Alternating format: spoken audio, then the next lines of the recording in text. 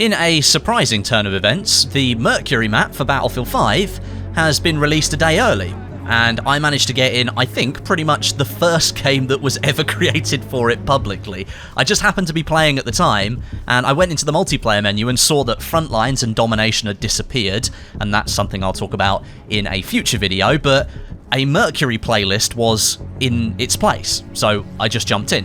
And, well, this is my first round, so this is a live commentary. I've not played any more than about 15 minutes of this map, and the gameplay that you're going to see is just me playing. It's not going to be strategic or anything like that. It's just me experiencing the map for the first time, and I thought I'd share that with you. So you've seen me capture the B objective point there. That's quite open on top of the hill, and as you move towards Charlie here, there's this really open section of land. You can see the parachutes that the German paratroopers would have landed on the island on. It's quite cool. But, yeah, you'll notice this C objective. This one was fought over quite a lot in the first game that I played. There was already a lot of enemies on it when we arrived at it, and pretty much throughout the round, this is like a hotbed of activity. It's got multiple layers to it. I got killed here, unfortunately, but this second clip, I think I do far better here. But this actually gives you a really good overlook as you come up to the C point, and you can see a couple of the buildings that are here. They're fully destructible. I think that's the same. Like barracks as that you can play on with the aerodrome map as well, and they're fully destructible. But I actually really liked this sort of push up here towards the capture point, because I was sort of just using the terrain for cover, because there's really not that much other than what's here. And you can see at this point there aren't any fortifications on the map that I can really use. A little bit of NVIDIA shadow play there. Don't worry about that. But yeah, I really like this push up, because the enemies can't quite see you if you use this cover, and as you're coming up the hill, it makes for a good approach point. If you go too far over on the right, you end up being like above their line of sight, and they can easily see you. But if you stay close to the edge here, it's quite easy to push up with. I'm really liking the LS-26, by the way. If you should have unlocked it through Tides of War. If you haven't, then, well, what the hell are you doing? But I really, really like it, and this skin on it looks really awesome as well. So you can see the multiple layers here. You just have to work your way up the objective, up to the radar positions. And these guys are sort of taken refuge behind a rock here, and I couldn't really get a good angle on them, so I sort of took a little charge of death. I got quite lucky here, to be honest. Like, they should have killed me for sure. Like, I thought they were just going to rush me at this point. But, you know, first time you play the map, it tends to be that most people don't really know what they're doing. And luckily, gotta say, luckily, these guys didn't really know what they were doing, because no one really knows what's going on. So I managed to get a couple of kills here, which was nice. So these are the radar positions. I think they're the same as the ones on Aerodrome. Not 100% sure, but the house over at the B point, and some of the footage that you're going to see here in a minute of like looking down into the town here, all of these buildings are brand new. So these buildings that you're looking down into now, they're completely new assets. So when you go into them, you definitely get the sense that you're playing on a brand new map, and not just one that's using fully recycled materials like Panzerstorm. Panzerstorm, I think, was made of the assets from Twisted Steel and Arras, I think. And it was made, I think, to try and get an extra map into the game. Not really sure why it didn't come at launch, because apparently it was nearly finished at launch, but it didn't. But here on Mercury, at least, you're looking at a lot of brand new assets, which is really nice. And I've got to say, the atmosphere on this map is really, really good. The planes that are flying over the head all the time, they sort of really mix into the audioscape that's on offer. And it never really feels quiet. It doesn't feel like you're alone on the battlefield. Some other maps in Battlefield 5, you kind of feel like sometimes if you are on your own, you're completely on your own, because the audio just doesn't really give you the feeling that you're actually in a war. Here, look, we're inside one of these buildings. You can see it's a brand new interior here. So it's a completely new asset, which is nice.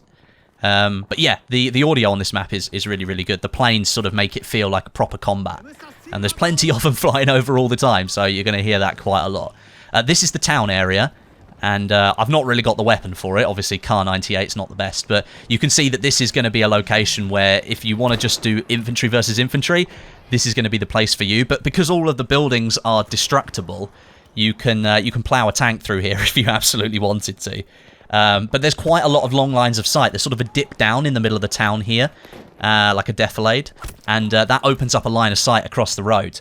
So as you can see there, I didn't realise that guy was sort of trained on me with his sniper rifle, and he took me out. But I think I managed to get him back here. I think it's this clip. Yeah, I think I do. It's like, thanks for letting me know where you are with that tracer that came across the screen there, so it was easy to pick him out. But yeah, the town area, that's going to be great for infantry, but you can see the hills around it.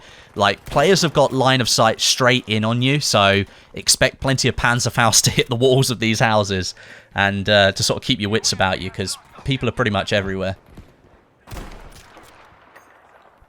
That's their, like, sort of gimme flag for the defenders, the E point.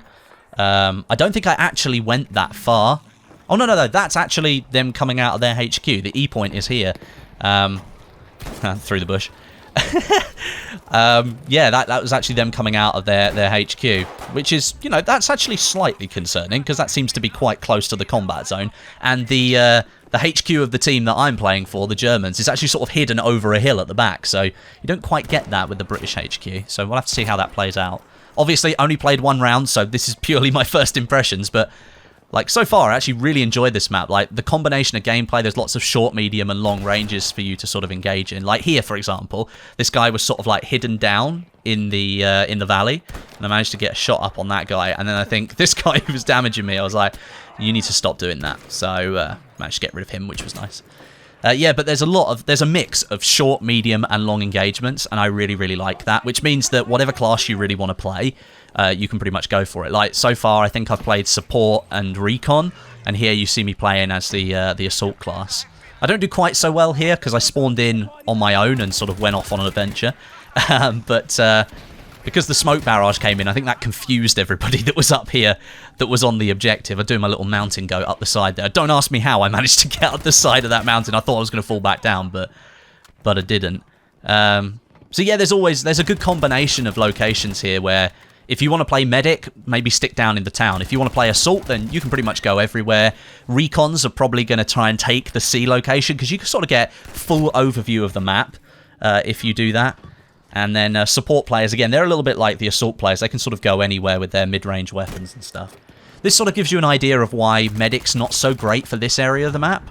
Obviously, medic weapons inherently are quite short range, or at least the automatic ones. The bolt-action carbines will definitely give you a bit more range, but if you're going with SMGs and stuff, then it can be a little bit difficult to sort of navigate this area, because there's no cover, so you use your smoke grenades. But if someone's actually looking at you, it can be really difficult, because you just haven't got enough range in your weapon, so... but yeah, this gives you a good idea. Like, trying to push up on your own is really difficult because there's no cover. Really like the gold skin on this Tommy gun. It's really good. Like there, like, you know, anything beyond sort of 25 meters with an SMG, you're going to struggle to kill somebody with that. Especially if you're out in the open, you've got to be thinking about everything that's happening. This is what I mean. Like, here, I was stuck. There's a tank. There's absolutely nothing I can do to it. I've got no smoke grenades left for any kind of cover. But fortunately, the tank decided to go the other way. So I got kind of lucky. And then I did push up on C, but I think I got killed here. So switch the gameplay to something else to make me look better than I actually am. But this is actually something I really enjoyed on Mercury. Yes, there's long lines of sight and it's quite open, but like the infantry area that's in the middle down here at D, that sort of like mixes it up a little bit. So if you wanted to take your sniper rifle down into the town, you could look up from the town and take people out on the edges here. But as it happens, most of us were just sort of sniping across. But if you wanted to take advantage of people not paying attention to you, then you could definitely do that. Oh, look, that boy's AT rifle though. So yeah, if you wanted to go down into the town with your sniper rifle and you could start picking people off that weren't paying attention to you, you'd probably rack up a few kills before somebody realised where you were. But yeah, that's definitely their HQ spawn over there. Looks like they get like the ruined structure over there. That was a nice kill, actually. Gotta say, that was nice. I wish I had the spotting scope, but unfortunately, I had the flare gun equipped because I seem to prefer the flare gun over the spotting scope. Because the spotting scope, you have to sort of stand out in the open and actually spot people. Whereas with the flare gun at close range, you can kind of help out everyone else on your team by just lighting up the minimap for them and letting them know where people might be. But yeah, I actually really, really enjoyed this first round. Obviously, honeymoon period and all that. anything that's new always seems better. New is always better. And honestly, first map for 6 months, it's not like I was unimpressed by the map that they've made. It's absolutely stunning. And I know I've complained a lot about maps taking a long time to get here, but the DICE team did a really, really, really good job with this one. All new assets, different color palette. Definitely gave me the feeling like we were playing Assassin's Creed Odyssey in Battlefield 5. It's kind of a similar location, but honestly, I actually really, really enjoyed it. If you jump into the playlist, I think it's a mix between Mercury Conquest and Mercury Breakthrough, so you'll switch between both. But yeah, you should definitely give it a go, because it's live a day early. Why the hell wouldn't you? But thanks very much for watching, guys. Hope you enjoyed this video. Drop a like if you did, and subscribe to the channel for more Battlefield 5 coverage soon. But until next time, my name is Westie, and I'll catch you guys in the next video.